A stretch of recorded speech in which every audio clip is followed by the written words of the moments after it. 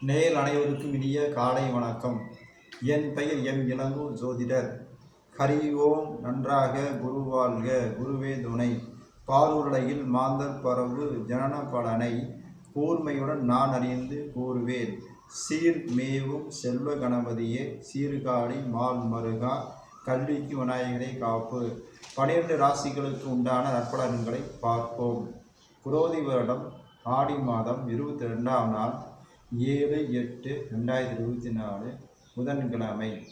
வளர்பிறை நாள் திருதியை திதி இரவு 9:46 வரை, பின்பு சதுர்தசி திதி.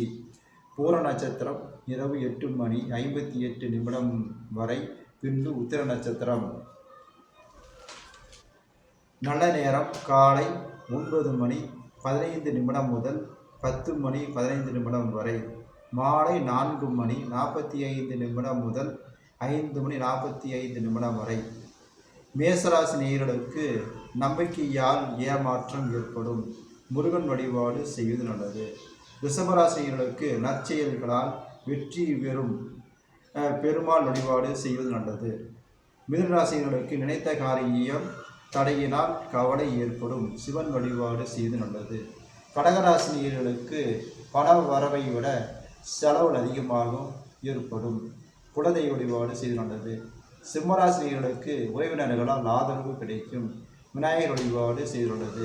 கன்னிராசினியர்களுக்கு உடல் சோர்வால் அசதி ஏற்படும். அம்மன் வழிபாடு செய்துள்ளது. துளாராசினியர்களுக்கு தொட்ட காரியத்தினால் வெற்றி கிடைக்கும். முருகன் வழிபாடு செய்துள்ளது. விருச்சிக ராசினியர்களுக்கு மனக்கவலையால் வருத்தம் ஏற்படும். குலதெய்வ வழிபாடு செய்து நல்லது.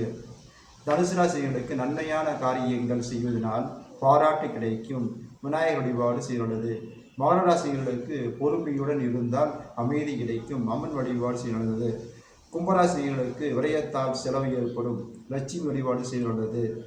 மீனராசினியர்களுக்கு பயத்தினால் அச்சம் உருவாகும். பெருமாள் வழிபாடு செய்துள்ளது.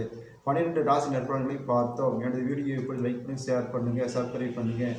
மீண்டும் சந்திப்போம். வணக்கம்.